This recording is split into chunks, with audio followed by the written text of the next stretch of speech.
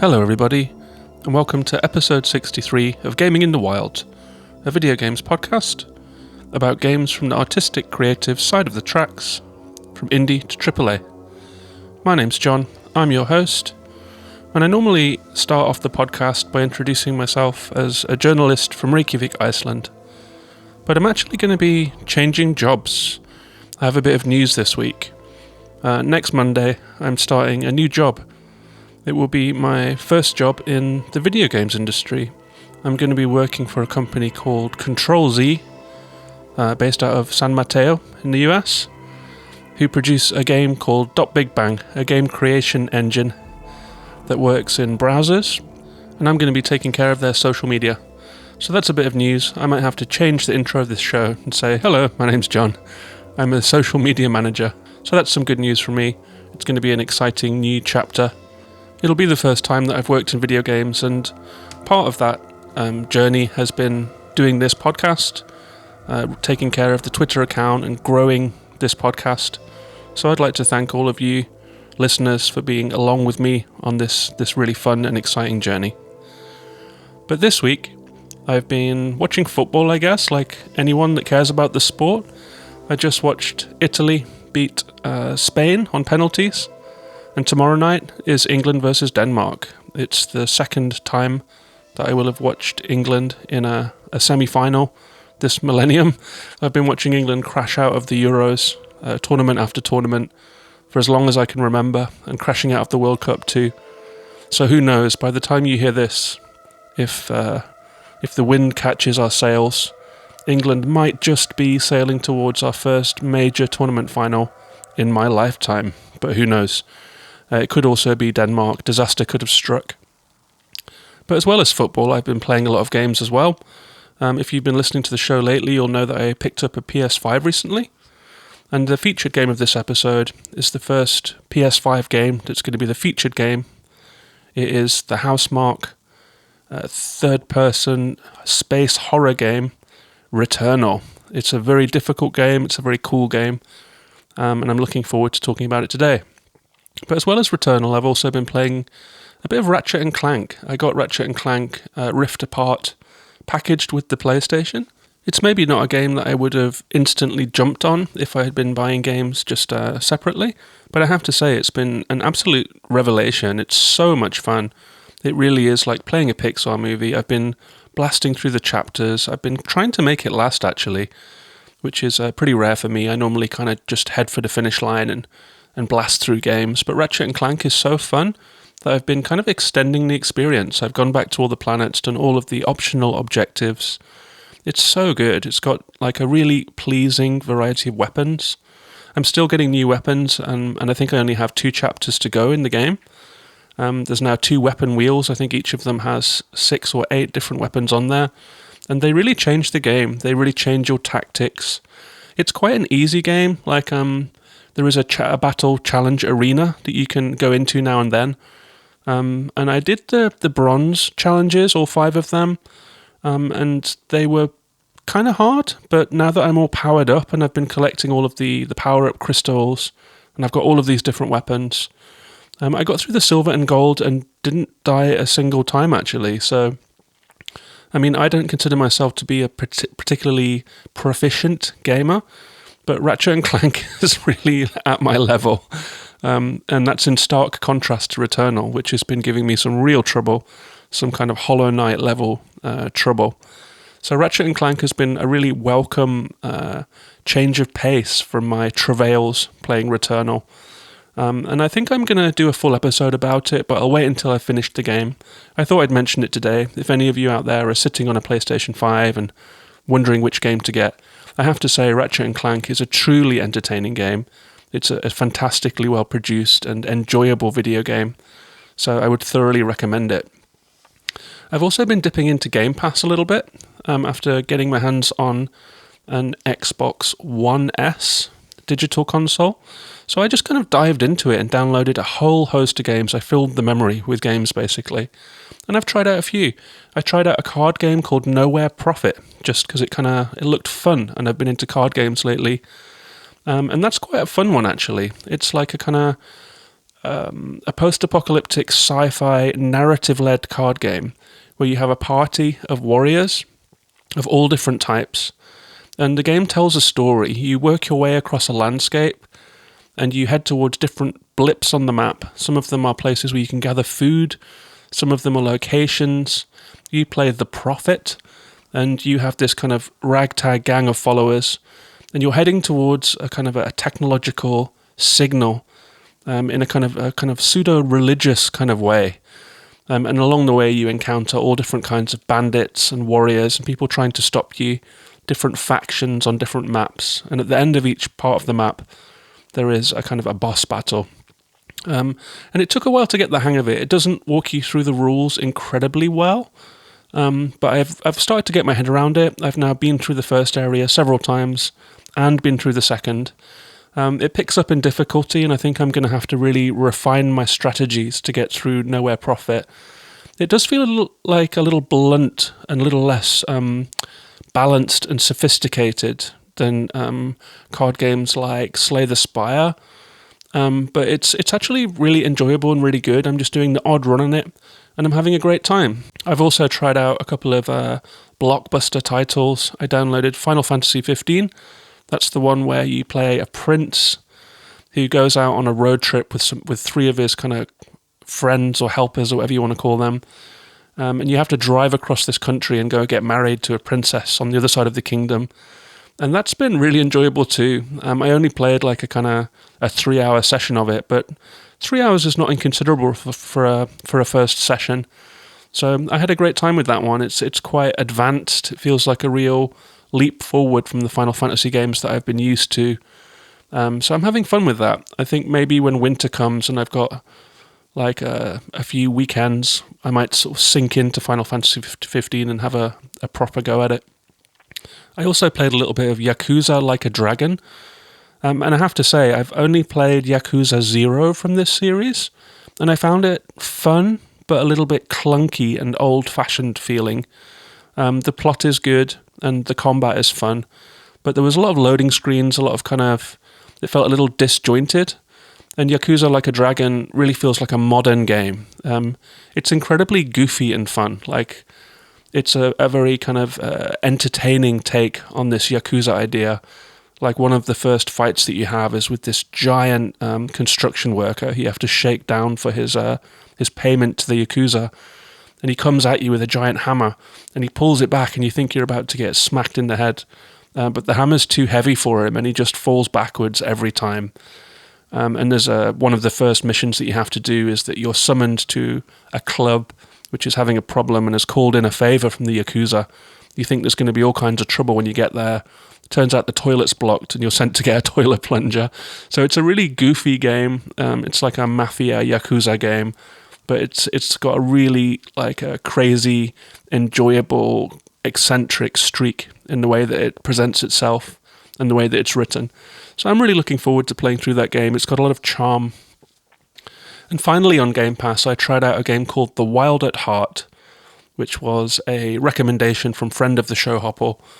And it's a really, really intriguing little game, that one. It's a beautifully illustrated, kind of isometric, sort of top-down Zelda view, kind of fantasy game, where you're lost in a forest, and then you find yourself being pulled into a world of fairies and magic. And you find these little elf guys that follow you around, a little bit like Pikmin, and you can kind of throw them to fight baddies and to break down obstacles. I only played an hour of it, but I'm really smitten with The Wild at Heart. I've been thinking about it a lot. Beautifully illustrated, great music, very classy production, with a really good vibe. So I'm looking forward to playing The Wild at Heart as well. But before I move on to talking about Returnal, I will just say that this show is Patreon supported. I haven't had a new patron for quite a while, so if you're a long-time listener or if you're a first-time listener who likes what you hear today, I would really appreciate your support. It only costs $1 to join the Patreon for the show. For that, you'll get extra episodes, sale recommendations, an invite to our Discord community, where you can chit-chat with me and our beautiful community about what you've been playing. I really appreciate everyone that takes that leap, so thank you if you're thinking about it. That's patreon.com/gaminginthewild. I'll put a link in the show notes so you can click on through if you're thinking about supporting the show. I'd also appreciate reviews, especially on Apple. So if you happen to be listening to this show on an Apple device, I'd really appreciate it if you dropped a star rating on the show and even wrote a couple of nice words. But with all that out of the way, let's move on and talk about the featured game of the episode, Returnal.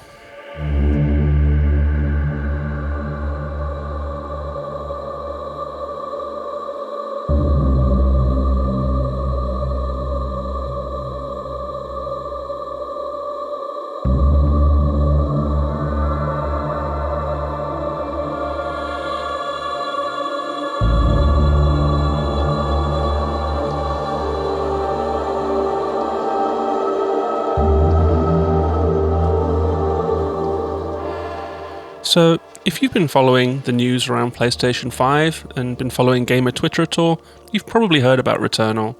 It's a 2021 PlayStation 5 exclusive. It just came out a month ago. It's by Housemarque.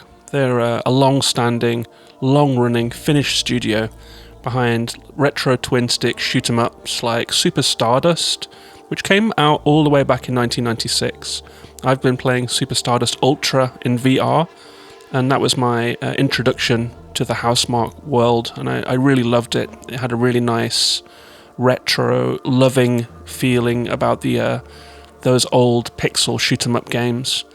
But they also notably made the game Resogun in 2013, and that was a shoot-em-up that came out in the PlayStation 4 release window. And I've got a feeling that Resogun came out at a time when PlayStation 4 owners were really looking for something to play on their shiny new console, you know. And Resogun came along and it had these beautiful particle explosion effects. And it was a really good retro shoot-em-up, side-scrolling. We have to take down aliens. They blow up spectacularly in kind of pixel confetti and save humans and move from level to level and fight big bosses. A really fun game. I haven't played Alienation, which came later, but I have played Nex Machina, which was released in 2017. I actually covered that one on the show earlier this year. It was one of the first games that I finished in 2021, and I had a wonderful time with that one. It's a really spectacular tribute to the old shoot-em-up games, and it really feels like it moved them into the future. It took the mantle of those old classic games and ran forward with it.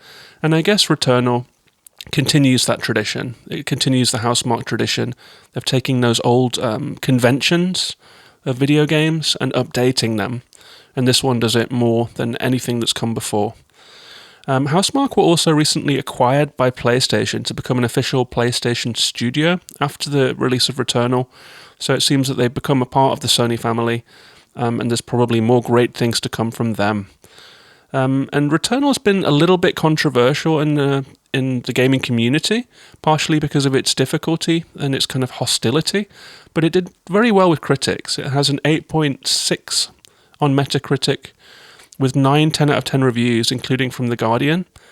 It got a 6 out of 10 in the Washington Post in a really interesting review in which the critic actually bailed on the game after failing to beat the first boss a bunch of times.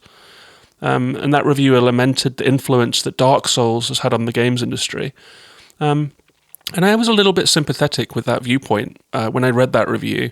I've actually powered past that first boss now, so I've kind of pushed further than this reviewer did. But I definitely felt the frustration that this reviewer felt playing the game. And as someone who has played and enjoyed several Housemarque games, I have to say they're usually quite generous and giving with the difficulty and accessibility options. Like Nex Machina encourages you to play through on the easy setting to begin with, and then to take on the normal setting after that, once you've learned the ropes. Returnal has no such concessions. It is absolutely rock solid difficult from the off. And there are no difficulty settings whatsoever. The only concession to difficulty is that you can turn up the aim assist by 1 slot, which I did when I discovered that was an option. So I can sympathise with that 6 out of 10 review, but just as much I can see that a 10 out of 10, if you were into this kind of game, would stick. I'm not quite sure where I stand on this game right now, but I am 9 hours into the game, and so I do feel like it's an okay time to talk about it. I've seen the whole of the first biome, I've faced off the first boss, learned all the systems, and I felt like it might be a nice opportune moment to talk about Returnal, as it's a game that a lot of people seem to be interested in. The game currently has a 7 out of 10 from users on Metacritic, which is quite interesting. You don't normally get a 1.5 point difference between the critics and the users unless the game has been review bombed. But it doesn't seem like that's the case. I think that's probably just users that have struggled with the difficulty level. But yeah, I'm 9 hours into it. How Long to Beat has the game at 20 to 40 hours to complete. I believe there are 5 biomes, and if it's taken me 9 hours to complete the first one, I can't imagine that it's going to be much less for the others. So I wouldn't be surprised if, when I finally clock in, if I ever get to the end of Returnal, that I'm at the 40 hours plus end of the spectrum. So how would I describe this game? I would describe this game as a dark, tense, third-person shooter that feels like Alien and plays like a mixture of Metroid Prime and Control. And if you listen to the Control episode, I think it was episode 2, way back at the start of this podcast last year, you'll know that I absolutely loved that game for its looks and its atmosphere and content, but I had a really hard time with the combat. And Returnal is a little bit like that. It does feel like Control. You play in kind of arenas. Like in Control, you might come into a new department of the Federal Bureau of Control, and you'll have to fight your way through a kind of a reception area, then come into an office area and fight that as well. And it did feel kind of compartmentalized, like you're moving from area to area and clearing them out. And Returnal plays a little like that. It doesn't, of course, have those kind of spectacular psychic powers that your character has in Control, but you do have a lot of different weapons and different abilities and different builds that you can attain. And you do have to kind of strafe, dodge, move, jump, home in on enemies with melee attacks and with your different guns that you can pick up. So it has something in common with Control. You can also scan your environment, which reminded me of Metroid Prime, and that kind of general space horror feel. Feels like a kind of a more horror version of a Metroid Prime, a 3D Metroid game. And I do think that fans of the Alien movies or sci-fi horror will really gel with the setting of this one. So you play as Celine, and she's an astronaut scout. She's a scientist, basically, who's out investigating a strange signal. And she flies into an alien planet to try and discover the source of this signal. She crash lands on the way down. She completely wrecks her ship. She loses consciousness. She loses contact with the mothership. And she finds herself waking up at the scene of her crash. The planet is dark, dour.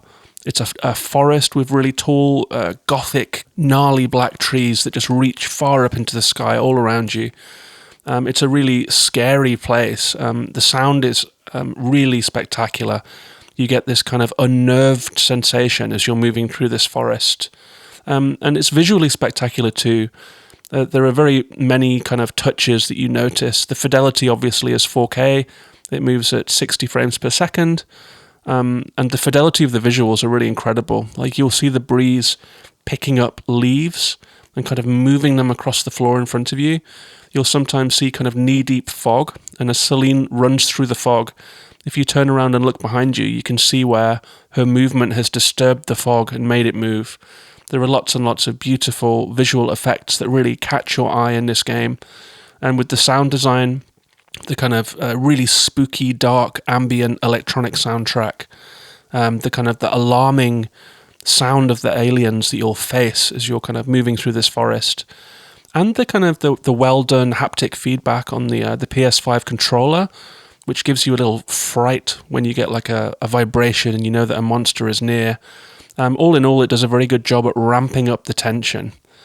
And this planet is the scene of a post-apocalypse, as almost all games seem to be these days.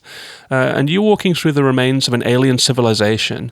There are piles of tall, grey, horned bodies that are everywhere, and you can find the remnants of this lost civilization as you're walking around.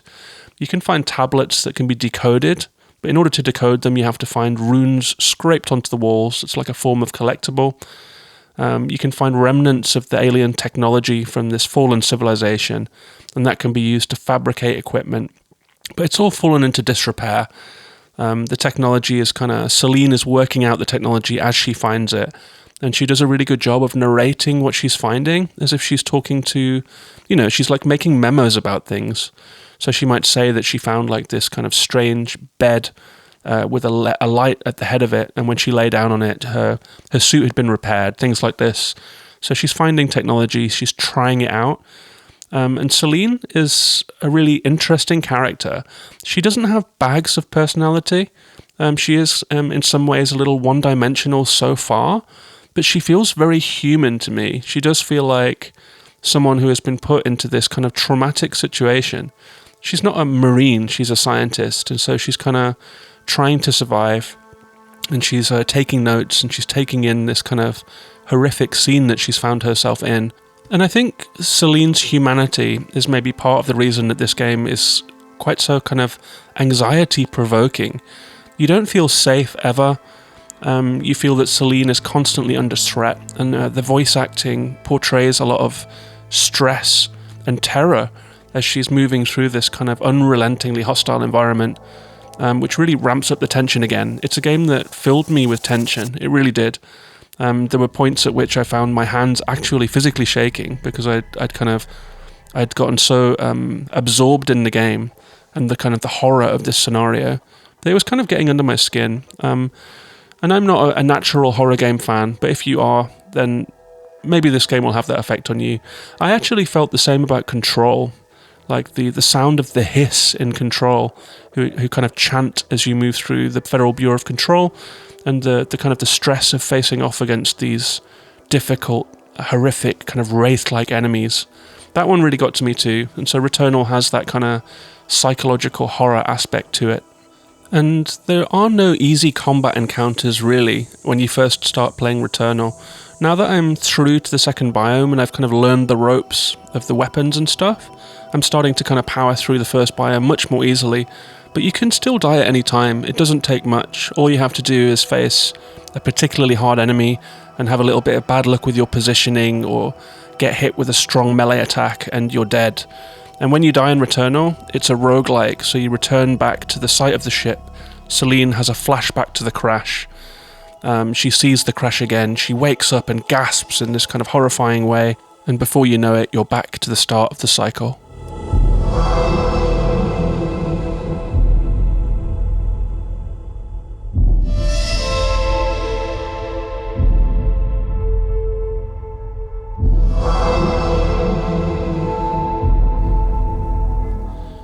And while the story of Returnal is intriguing and interesting, it's by no means the main event in this game. It is the first time that Housemarque have employed a narrative designer, and so, as you can probably guess, like most of the focus is on the shooting and the combat. Housemarque are well known for being a company that makes bullet hell games, that makes challenging, fast-paced shoot-'em-ups, and they've all been on a kind of a 2D plane. Nex Machina kind of took a half step, maybe 2.5D, with this kind of shifting perspective that swings around as you pass through this kind of mechanical world. But Housemarque is a full leap forward. This feels like a Sony first-party game, which I guess is why Sony bought the studio. It's a very lushly detailed world that you run through. It still has hallmarks of bullet hell games. Like, even though you're in a 3D environment, enemies will blast like kind of fans of 10 different bullets that will come towards you. Several enemies often at once, and so you have to avoid the bullets. You can kind of dash through them. You can dash towards your enemies, which is quite counterintuitive, but strategically sound, because then you can you're not going to be backing into anything. And you start the game with just your modified sidearm, which is just a pistol that fires quite slowly. You use the left stick to move, you use the right stick to control the camera. If you hold down the left trigger halfway, then you'll aim. If you hold down the left trigger all the way, then you'll trigger your alt attack, which is a more powerful attack with a cooldown attached to it. So this game makes good use of the pad. I'm still getting used to the fact that shoulder buttons have two settings now. You can pull down halfway and feel resistance, and then you can pull it in all the way, and that will give you a different effect. So it's basically turned the bottom shoulder buttons into buttons with two functionalities, which kind of extends the capabilities of the controller. And so the combat in Returnal is based around identifying where your enemies are, strafing them, taking cover, dodging through bullets, It's not too much of a spoiler to say that in the first biome you get a melee weapon, which really helps things along. And so you're strafing, you're dodging, you're hiding, you're charging towards your enemies. Most of the early enemies are quite slow, but they do sometimes come at you in great numbers. Because it's a roguelike, you never quite face the same sequences of enemies, although in the first biome there are only a few types. There are these kind of flying enemies that look like stingrays that kind of move like ghosts. They're really creepy, and they can kind of creep up on you. They're very quiet. Then you have these kind of scuttling ground-based aliens that look a little bit like the alien from that Alien movie series. You'll find a couple of mini-bosses. There are 3 mini-bosses in the first biome. There is one that looks a little bit like, if you've played Skyrim, you might remember these kind of wooden guys that are kind of ant-like creatures that sting you with poison. They've kind of been transplanted into Returnal. They're kind of creatures of the forest. A little bit of an odd inclusion, actually, because most of the enemies are these kind of dark shadows with tentacles. But one of the mini-bosses is like a very powerful melee enemy that will leap towards you in a kind of terrifying way. The other has very fast-moving projectiles. And at first, they just wasted me every time I came near them for my first 10 runs or something.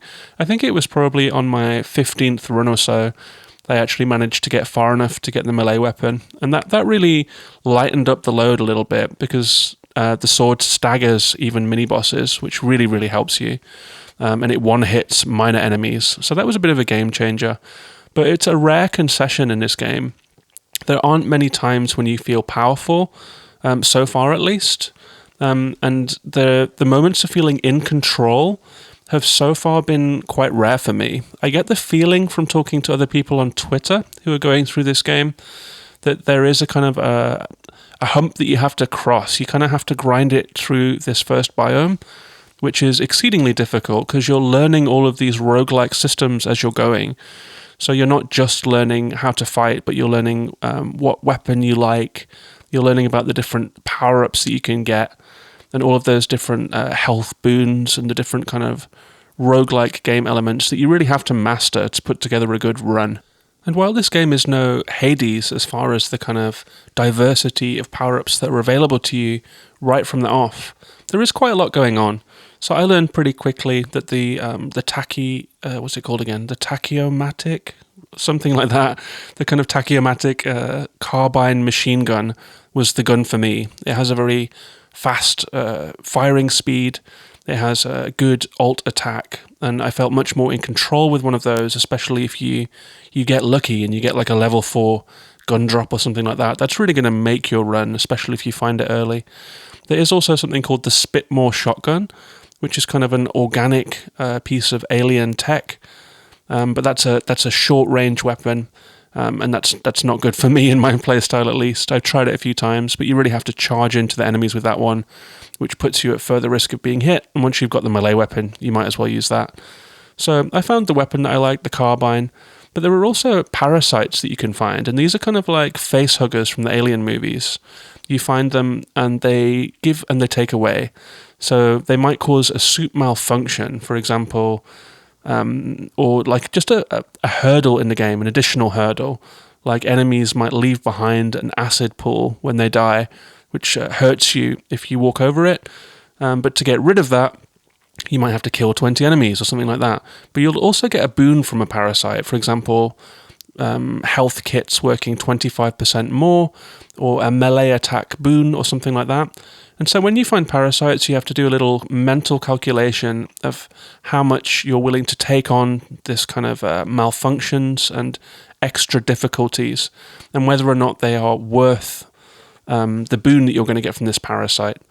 And the same goes for some other aspects of the game too. You can find calibrators, broken calibrators, worn calibrators, or pristine calibrators, and they up your weapon power. So you're finding health kits. The more health kits that you find, you can kind of, if you find 3 big health kits, you can up your total health bar. If you find like many, many different calibrators, you can up the levels of the weapons, and that will up the future level of weapons that you will find also. So there are some systems to get your head around. There are some that I won't spoil here, But it does take a while to get into the game. It does take quite a few deaths and quite a bit of exploration and trial and error to kind of find what you like. But I did find that the kind of the RNG, the random nature of these drops can make or break a run in a way that does feel pretty brutal at first. Once you've got your head around the game a little bit, it's less of an issue. You kind of know what you can do, you know what you can't, you know when it's like biting off more than you can chew to take on a mini boss, or whether or not you can kind of rush through an area. You learn how to handle health and losing health and gaining health a little better. You learn to backtrack and really, really strip every area of all of the power-ups and health kits that you can find. Once you've got your melee weapon, you can also hack away vines, which opens up extra power-ups to you. So the game does start to open up after a while, but all of that is before you get to the first boss, who is called Phrike. And Phrike really, really freaked me out.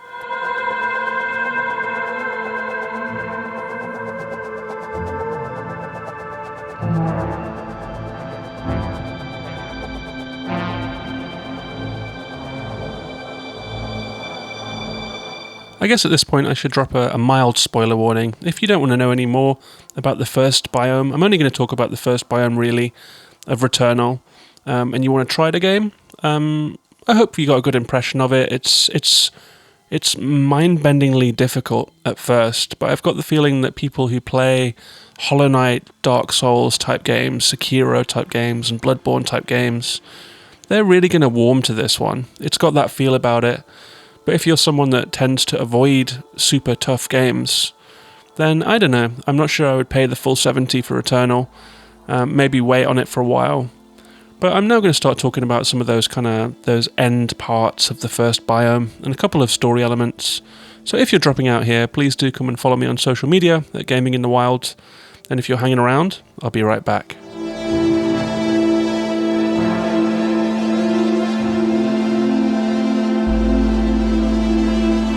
So the first boss in this game, Phrike, is like a really macabre and memorable experience. You kind of finally battle your way through this first biome, which just feels like a minor miracle to me. I think a lot of my runs were 15 to 20 minutes long. I just died fast. And especially when I started dying fast, I started playing faster because I became frustrated with the game and trying to rush back to where I'd been before. And playing this game frustrated is just a surefire way to die right away. You have to play this game calmly. You have to play this game proficiently and with precision, or you're just going to die right away.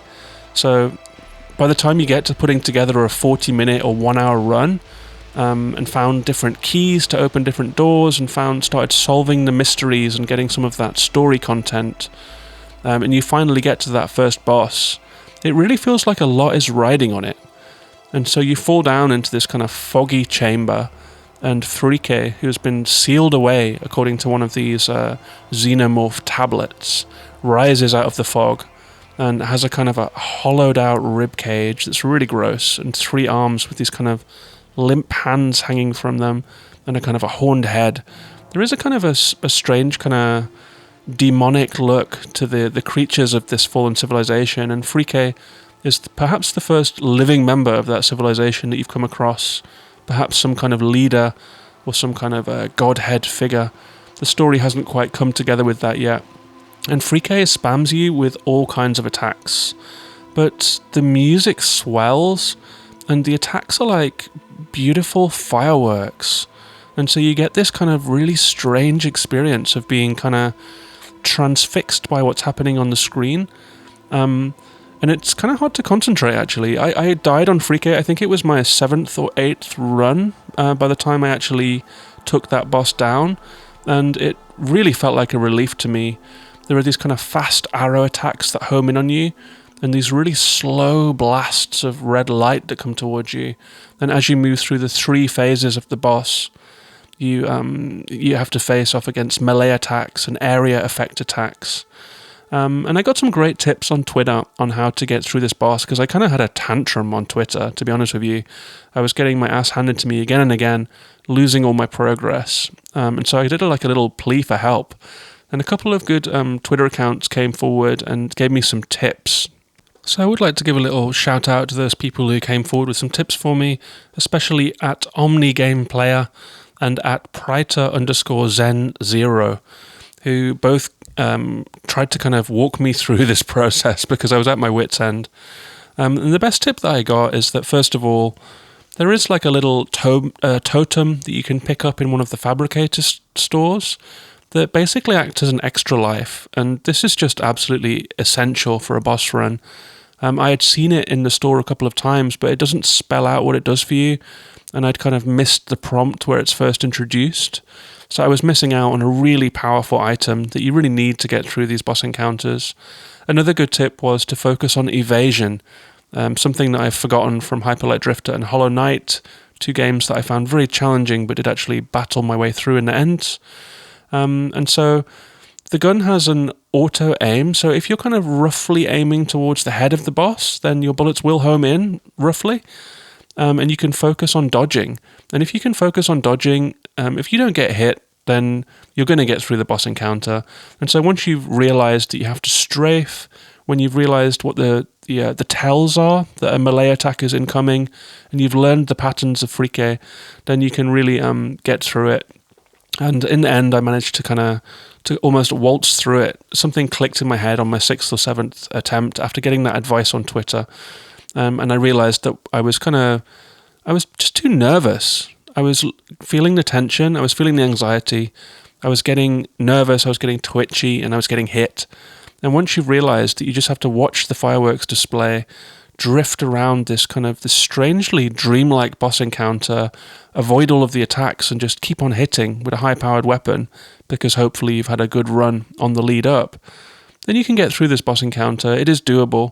So if you find yourself banging your head against the wall of this first boss of Returnal, do take heart. It is doable. And the second area was kind of enjoyable. It changes up the scenery. It changes up the monsters. It moves on the plot a little bit. And so that's where I'm up to in Returnal.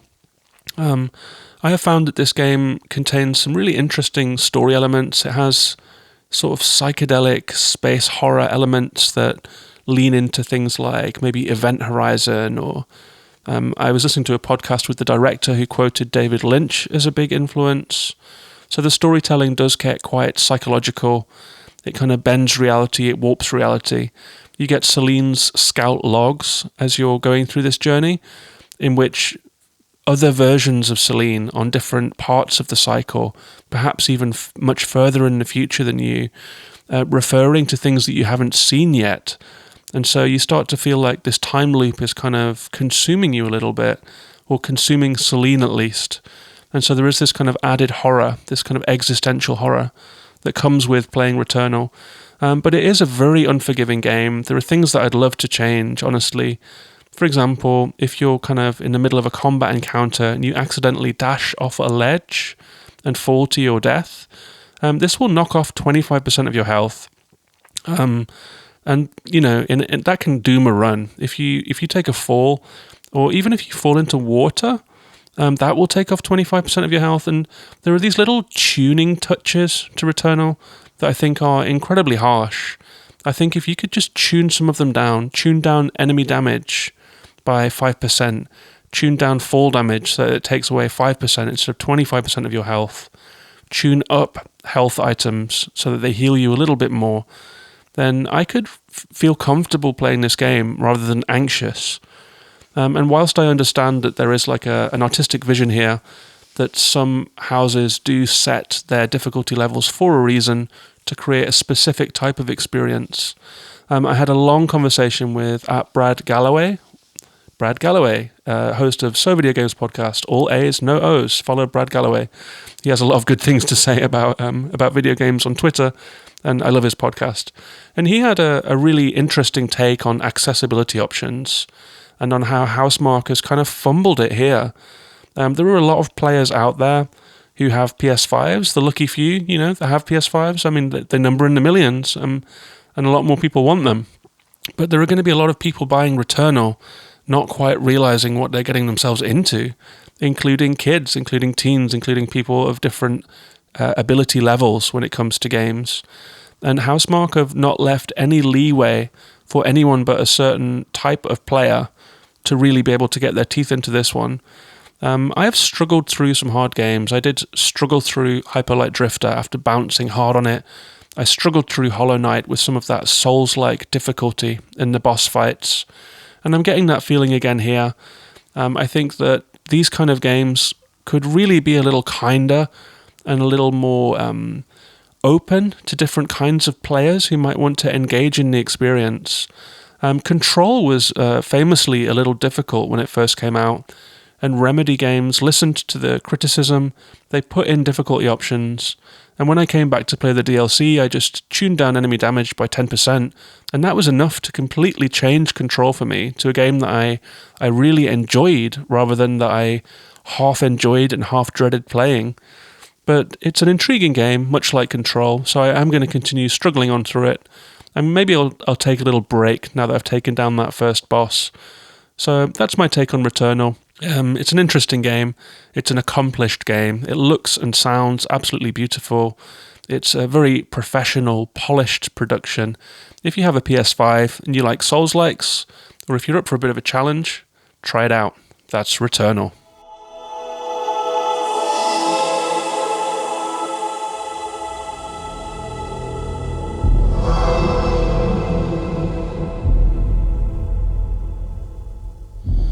So I hope you enjoyed hearing about Returnal. I've had medium fun playing it. It's been a bit of a stressful experience, but I am glad that I'm playing it. I am a fan of Housemarque games.